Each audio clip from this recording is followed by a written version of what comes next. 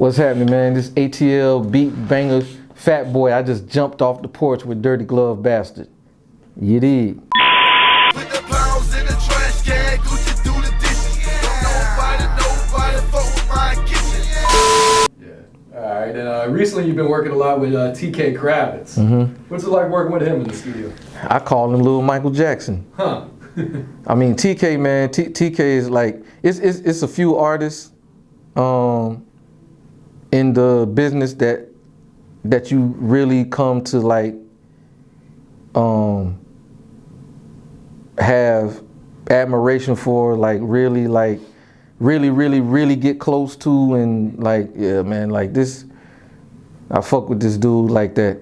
Like he's one of those for me. He's like really like a little brother to me. Like, yeah, man, I fuck with TK. TK cool. I like his brother Chris, yeah. Exotic, their pops, you know, Big Chris, like, and everybody in the camp, like, you know, it's like a family over there, yeah. Man. Like, I mean, even if I'm not working with TK, I might just pull up and kick it. You know what I'm saying? It's just like, it's just how it is, man. You know what I'm saying? Like, so yeah, I got all the love and respect for TK, man, and his pops and his brother, man. You know, even DJ Spins is their blood cousin. You know, yeah, Spins is TK's blood cousin. So even Spins, man, like I fuck with them like hard. You know what I'm saying? And being that they're from Augusta, yeah, it's kind of even, you know, because after I left California, you know, I went to Statesboro, Georgia. Okay. You know what I'm saying? So the smaller city type thing, you know what I'm saying? Like, we have that in common. Yeah. You know, and understanding that, you know what I'm saying? So, yeah, man, after that, man, you know, we just got super cool. And then his talent is through the roof too, man. I just think he's one of the most talented artists that I worked with in my whole career. Because you'll be surprised, man, how many artists, you know, each artist is different. And you'll be surprised how many artists that you really have to give the idea to. Yeah. You have to make them see the vision. You have to really push them in the direction. You know what I'm saying? A lot of times some artists just the look, and that's all they are. You know what I'm saying? You just the look. We got to give you everything else. You know what I'm saying? But with TK, man, that little dude got the whole thing, man. Like, I really wish him all the success in the world, man, because he got it like that to me. I fuck with TK. Yeah. That's Little Michael Jackson, man. Michael Jackson reincarnated. That's what I call him. Yeah. When should we expect more new music from you two? Well, he just started getting back in album mode, so yeah, he was on the road, I know. Yeah. So we got back in between coming off the road on tour with Queese, with Jaquise.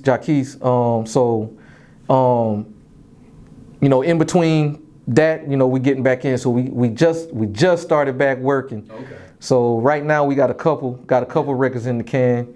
I missed the last tape because you know, he was busy doing what he was doing. I was caught up on some projects that I was working in and couldn't really get to him like I wanted to. Yeah. But yeah, I ain't trying to miss the next one. Yeah. I ain't missing the next one. I got you. And do you cook up on the spot for him too, or you kind of come prepared with him? I have cooked up on the spot for TK, but a lot of times, you know, he works so fast and he's ready to go. I just try to, what I'll do is when I know days that I know I'm gonna work with him, I'll cook up at home something that I think he'll feel, and I'll try to make about 3 or 4 at home and bring them to the studio that night, and you know, I'll start playing those that I had that I thought that he'll like, that I cooked up from the day. So that's with him. Yeah, he don't have the patience to really sit there and wait for you. Yeah, he don't have the patience like that, but he will. But once it get to a point, you gotta hurry up. Just put it in Pro Tools. You know, finish the shit later. You know? Yeah, they like to move fast. Like to move fast. Who are some other artists you're working with? You mentioned Venus from Roc Nation. Yeah, Venus. You know, she has a new single that just dropped called "Pop That." You produced? Yeah. I did that one for her. She's coming off a record called what is the record? It's damn, what is the record? Let's see, we got Pop That, and we got Back, Throw It Back. Throw It Back. Throw It Back. Throw It Back is the name of the record. Working with her. Of course, you know, you said TK. Been cooking up some stuff for Quando Rondo. Okay. Yeah, Quando, who's from Savannah. Yeah. Quando, Youngboy, of course. Yeah, you did a song with him and Birdman. Yeah, right? but yeah, I've done. Yeah, Ride came out on.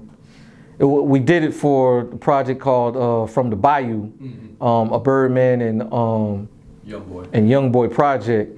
So I did 3 on that project. Oh, okay, so you got some more with that. Yeah. I did 3 on that project. And also been doing some Cardi B stuff. A lot of Atlantic stuff. Cardi B, working on some Bruno stuff. Oh, nice. Immediately, that's pretty. That's who I'm focusing on right now, currently. Yeah, you got some big names there, though. Man, Far I'm away just from trying. Trap music too. Yeah, and also I also have my own artist, Zay Smith. Okay. Where's he from? He's from Pittsburgh originally, but yeah, he's located in L.A. Okay. So Zay, be on the lookout for Zay Smith. We're just wrapping up an EP with him, and I really love Zay because Zay isn't going to be anything that you expect. You know what I'm saying? He's not going to do what everybody is just. This is the new wave. Okay, that's what he doing. Yeah. Oh, that's the new wave. Okay, that's what we doing. Nah, he just make good music. Yeah. And at the end of the day, that's what I'm about. It's like, man, fuck all this wave shit because ain't no shelf life on good music. Yeah. Period. Good music gonna always stand the test of time. So that's I was able to get back to just making good music with him. Fuck all this wave shit. This is the new wave. Like waves crash. They come up, they might get big, but a wave gonna come down. But if you make timeless music, you gonna ride an everlasting wave. I mean, people still play Billie Jean right now today. You know what I'm saying? People still play Purple Rain right now today. People still play Marvin Gaye, Let's Get It On right now today. I wanna be one of those producers that you gonna always play my music. It just wasn't caught in a time. Yeah. You know what I'm saying? Like, like a lot of stuff coming out today. What songs are really going to stand the test of time 20 years from now, they still going to be playing it. It's a few. Bad and Bougie is a song that I think 20 years from now, they still going to be playing. Yeah. Bad and Bougie is my shit. It's kind of hard to think of a lot of other songs that I think is just really going to stand the test of time like that. You know what I'm saying? Because people ain't making timeless music like that no more. They just catching waves, which is cool. Do you get your money? But me, I like to catch timeless. Like, let's catch something timeless, man. Let's not just do a wave song. It's kind of like playing the stock market. You're going to play penny stocks, or you in it for the long haul and you're going to get train smoke money. You know what I'm saying? Like, we can get quick. We can try to get rich quick, but the risk of that is you playing penny stocks and you can lose it all like right now. You know what I'm saying? So I'm like that with timeless music, man. Let's make something to stand the test of time. Every holiday, wasted go up. Yeah. Every holiday. Every holiday. Because people get what? Yep. They get wasted. It's just certain songs, man, that, or not even songs, but certain human emotions that you'll just never not be able to get around. Yeah. People gonna fuck. People gonna get fucked up. And people gonna fuck you up. You know what I'm saying? So the 3 fucks, you're not gonna be able to get past that. You know what I'm saying? Like, so the greatest songs stand the test of time. You know, those human emotions that you just can't get past it. You know what I'm saying? Yeah. So, yeah, Zay Smith. Look out for Zay Smith. Keep an eye out for him. All right, are there any new producers that you're a fan of? Is there anyone that really catches your ear? Right now, I like the Old Town producer. I think his name's Young Keo or something. Yeah, something like that. Yeah, I like him. There's so much music out, man. Oh, I like Quay. Okay. I like Quay. Global. Yeah, Quay is dope. I like Exotic, TK's brother. Okay. Who else? It's so hard to name some of the new producers because they're not getting credited like they should. You know what I'm saying? So, but you know, from the new school, you know, Quay, yeah, Exotic, Young Keo, or you know, whatever his name is. I think that's right. Yeah. So yeah, it's a few. But before them,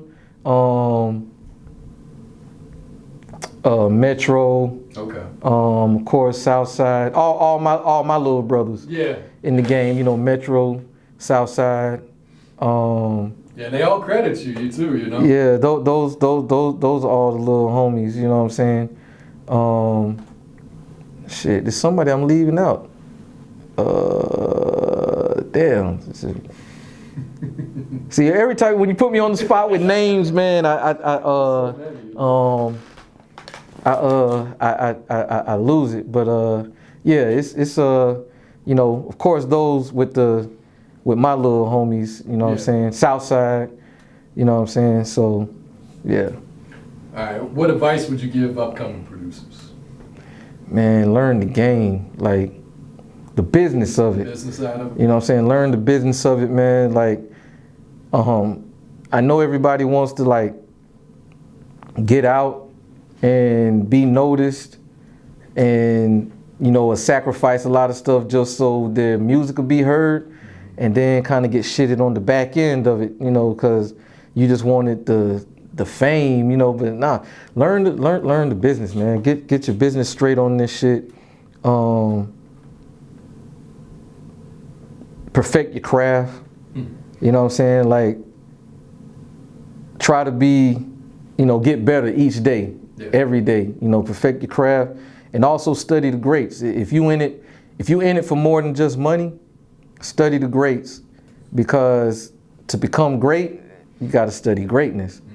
You know what I'm saying? So study the greats. You should at least, my thing is, you should at least be able to go back 3 generations of music and know that music. And if you can know that music, you'll be able to create that music. You know what I'm saying? So whatever generation you come from, you should know your parents' music, your grandparents' music, at least. Your music, grandparents, and their parents. You know what I'm saying? So if you can go back 3 generations of music, you know. So the blueprint's there, you know? The blueprint is there, you know what I'm saying? Like, success always has a similar path. If you study what was a success from anything in the past, you'll always see the same trait in all of it. It's the same, there's a similar trait in all of it. It's a similar trait in Michael Jackson, to Prince, to Beyonce, to Chris Brown, to whoever you can think of. That similar trait is there. Yeah. It's there, so. Yeah. All right, what's the difference between a producer and a beat maker? Great question. Great question. And I think today today's music is being overrun by a lot of beat makers. A lot of beat makers, which is cool. I mean, if you make hard beats, cool. Yeah. But producers actually see this song from A to Z. Like, that's our baby. We gonna raise the baby. We gonna make this. We gonna raise this baby from a baby to a grown ass man. You know, so we're gonna sit with this song night and day, getting this song right. Because you can make a beat you can make it, for instance, it only took me 10, 15 minutes to make the Wasted beat. It took me a week to produce it, to make it a number one. I tossed that record back and forth, thinking of anything that could make it better and get it over the top to really like, oh yeah, this is it. So, you know, producers might come with the actual song. Like, hey, I got your hit. All you got to do is fill in the blank. Here it is. There's already a hook on it. Here's the beat. Fill in the blank. It's a slam dunk. And those kind of records, shit, you can really just fart on the record. It's still gonna go. It's like, it don't matter. Oh, you fart? That's what we doing? You farting? That's the new way? Fart. This shit gonna go. Because I already gave it to you. I already gave you the hit.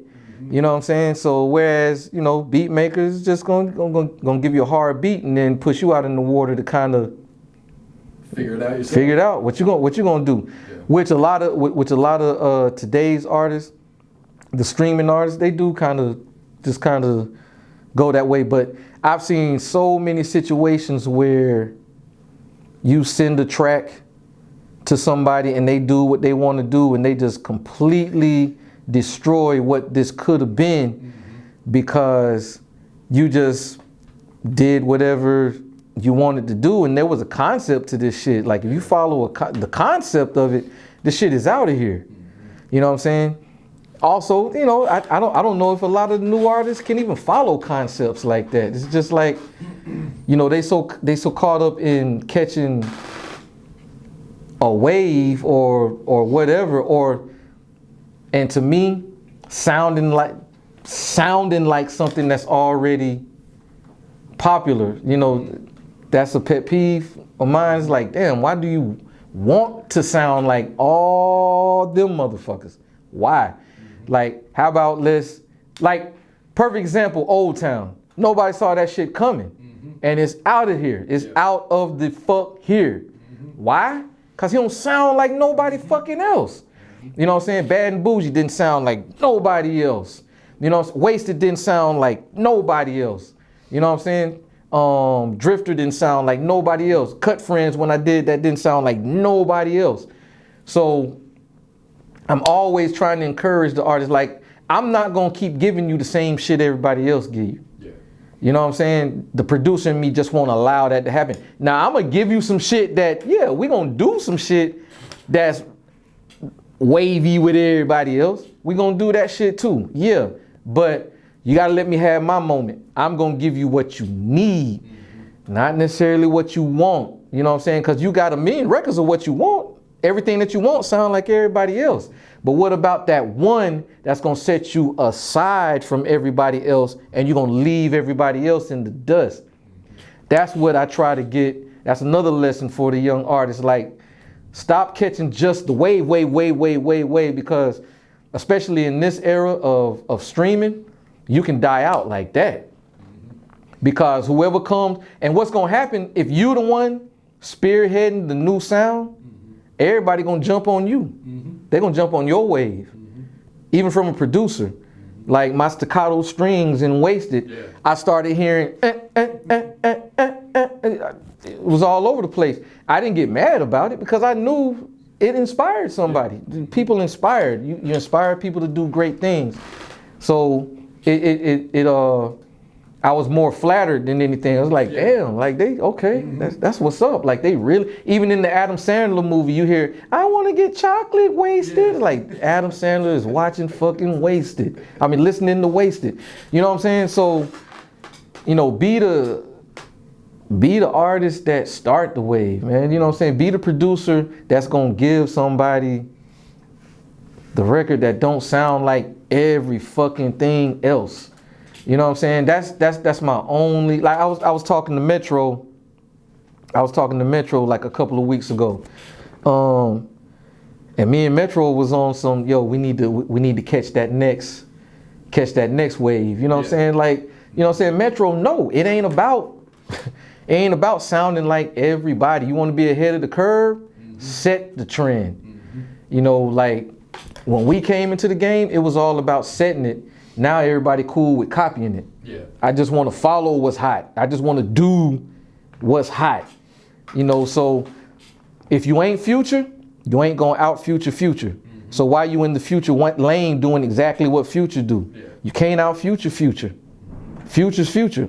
He's at the beginning of that sound. You know, Migos. You can't out Migos. They spearheaded that sound. And I respect them because they really brought back some yesteryear rap styles. Yeah. You know, Offset with the triplet style. You know, that's 3 6 Mafia shit right there. Infamous, yeah. You know what I'm saying? So I respect them because, yo, they was doing their homework. They was listening to some old school rap shit. They went a generation above, like you said. You know what I'm saying? They brought that shit back.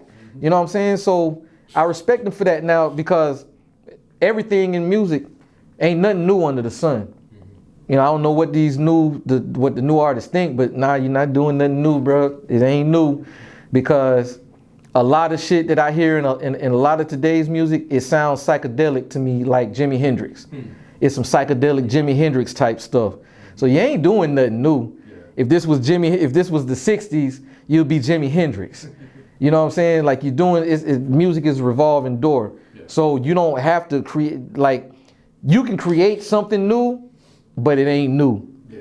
All you did was pick up something that another generation put on the ground.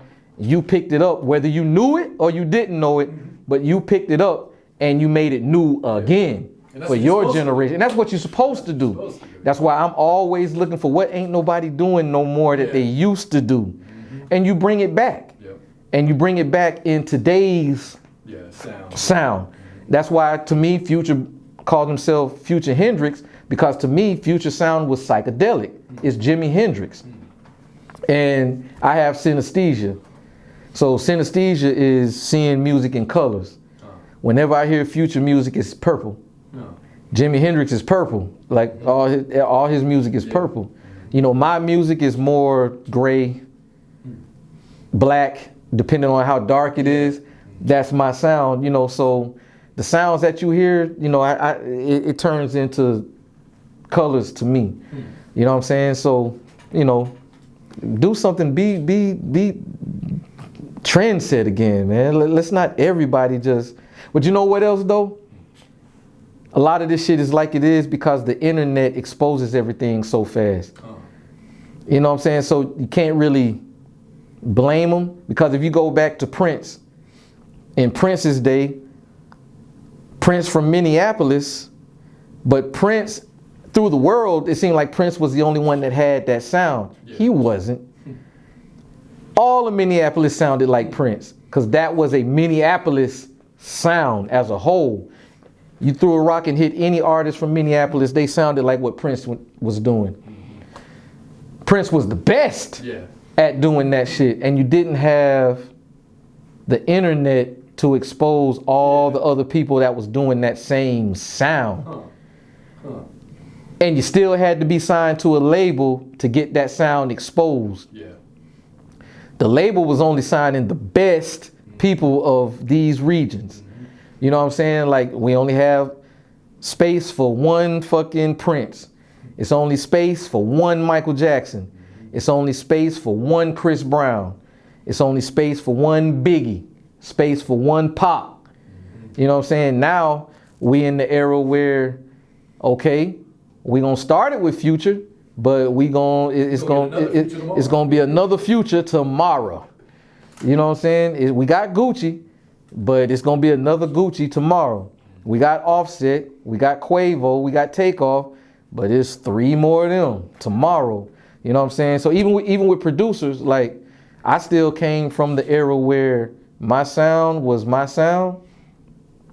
Like, you had a trap sound, but you could still tell the difference between me, drummer, Zay, and Shorty. And me and Shorty was in the same camp, beat bangers. And you could still tell the difference between me and him.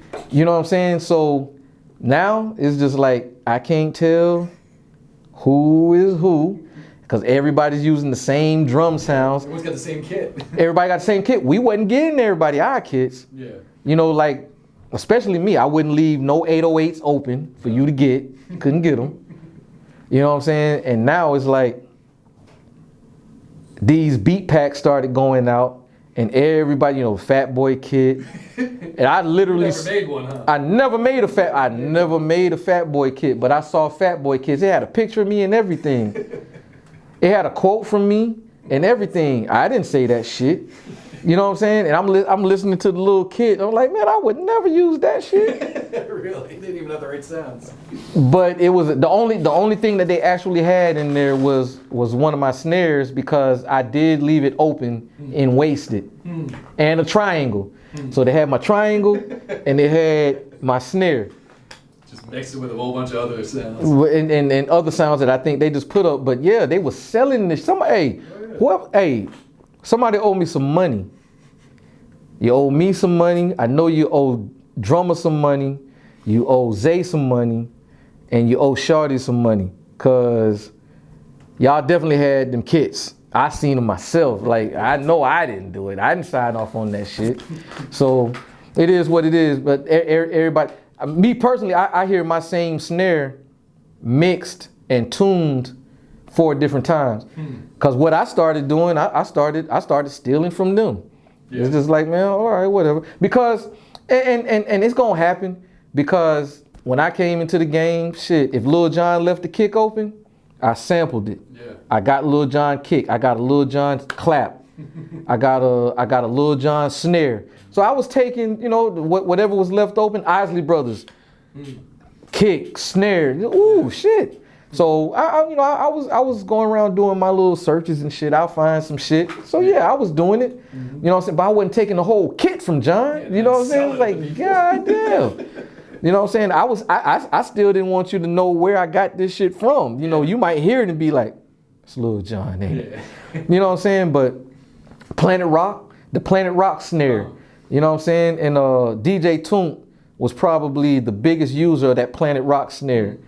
You know what I'm saying? So, and I could tell, and whenever I heard it, I was like, ooh, that's that Planet Rock snare. Like OG killing it. My OG killing that shit. Toomp was killing that shit. But I sampled it too. You know what I'm saying? Ooh, Planet Rock. You know, so I would tune it the way I needed to tune it. And, you know, so, I mean, I don't blame the new era, but we at least had to dig out our drum sounds, because we didn't use stock sounds. Yeah. Whatever the keyboard was or the drum machine was, we didn't like the stock sounds that was in that drum machine. So we actually made our drums. We were making our drum sounds. So now, a lot of the producers today, man, they got ready-made kits. Yeah. They came into the game. I didn't have to find shit. I just looked up kits and there it is. So, you know, it is what it is. If I had easy access to that stuff, I would have done it. You know what I'm saying? So it is what it is. Technology, the gift and the curse. Yeah. So will you ever put out a kit of your own? I thought about it, man. I'm actually contemplating doing a Splice kit, a kit for Splice. Yeah. So I don't know, man. I'm thinking about it.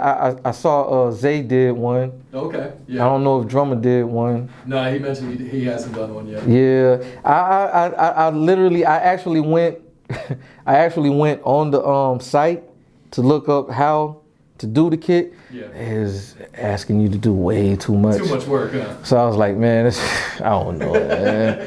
I don't think I might not do this shit, man. It might be a little too much. Yeah. A little too much. All right, final question. What does Dirty Glove Bastard mean to you?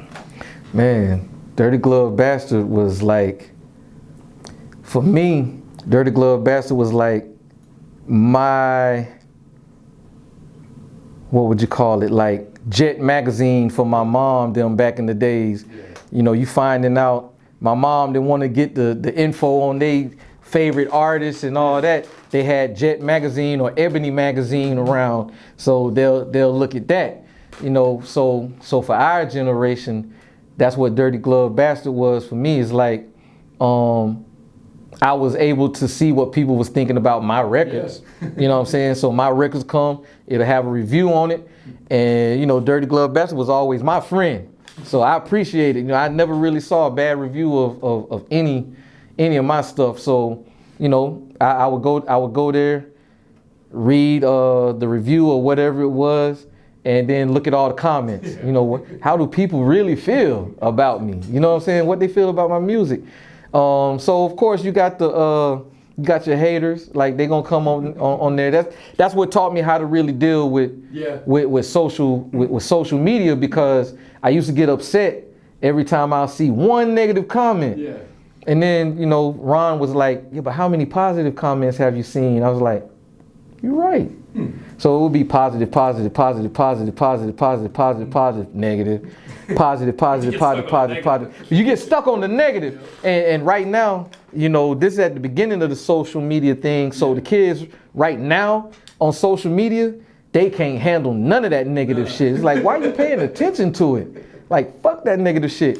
But yeah, Dirty Glove Bastard, man, that's my generation's Jet magazine and Ebony magazine, and the next step to what the Source and Double XL was as far as getting the information of artists and all that. So when the blog game came around, which y'all probably put a dent on print for Double XL and Source and all that, you know what I'm saying? So, you know, that's what that was. I could get the information faster. I didn't have to wait each month for the next edition of the Source to come out or Double XL.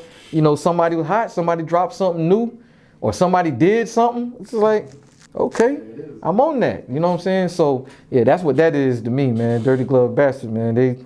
That was my shit. Still.